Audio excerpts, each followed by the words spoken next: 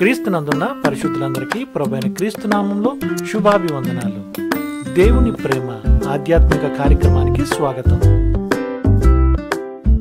June 29 కొరకు CH Spurgeon గారు వ్రాసిన ధ్యానం చదువుతున్నాను, వినండి.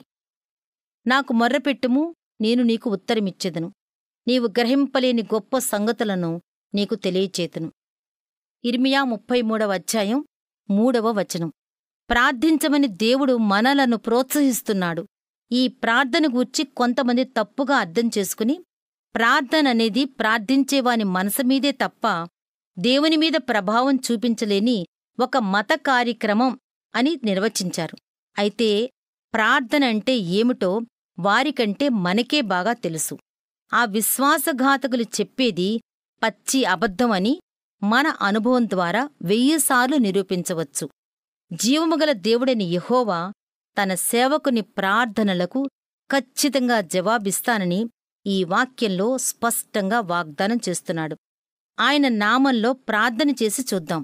ఆయన నిజంగా మన ప్రార్థనలను ఆలకిస్తాడా, వాటికి జవాబిస్తాడా అని ప్రశ్నించేవారి సందేహాలను మనం ఏమాత్రం అంగీకరించవద్దు. చెవులను కలగజేసినవాడు ఆలకించడా? తమ పిల్లల మీద తల్లిదండ్రులకు వాత్సల్యం పుట్టించినవాడు తన స్వంత కుమారులు కుమార్తెలు ప్రార్థిస్తుంటే ఆలకించడా? తన ప్రజలు వేదనతో విజ్ఞాపనలు చేసినప్పుడు దేవుడు తప్పక జవాబిస్తాడు. వారి నిమిత్తం దేవుడు అద్భుతాలు, ఆశ్చర్య కార్యాలు దాచి ఉంచాడు. వారికి కలిగి ఉన్న వాటిని వారెప్పుడు చూడలేదు, వినలేదు, కలలోనైనా ఊహించలేదు. అలాంటి కార్యాలు ఆయన వారి కొరకు చేస్తాడు. అవసరమైన సమయాల్లో కొత్త ఆశీర్వాదాలను ఆయన సిద్ధం చేస్తాడు. తన ప్రజలను పోషించడానికి కావాల్సిన వస్తువుల కోసం ఆయన భూమిని, సముద్రాన్ని గాలించేస్తాడు. తన ప్రజలు ఆపదలో ఉన్నప్పుడు వారికి సహాయం చేసే నిమిత్తం అవసరం అనుకుంటే పరలోకంలో ఉన్న దేవదూతలందరినీ పంపిస్తాడు. మనం ఊహించనంత కృప మన ఎడల చూపించి ఆయన మనలను ఆశ్చర్యపరుస్తాడు. ఇలా చేస్తాడని మనం ఎప్పుడూ ఊహించలేదే అని మనం అనుకుంటాం. అయితే ఆయన మన దగ్గర్నుండి కోరేదంతా కేవలం ప్రార్థన మాత్రమే. అది ఆయన మన దగ్గర్నుండి కోరే అతి చిన్న విషయం.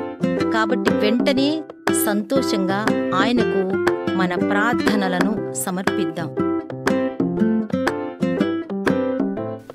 దేవుని ప్రేమ ఆధ్యాత్మిక కార్యక్రమాన్ని చివరి వరకు వీక్షించిన శ్రోతలందరికీ మా హృదయపూర్వక వందనాలు.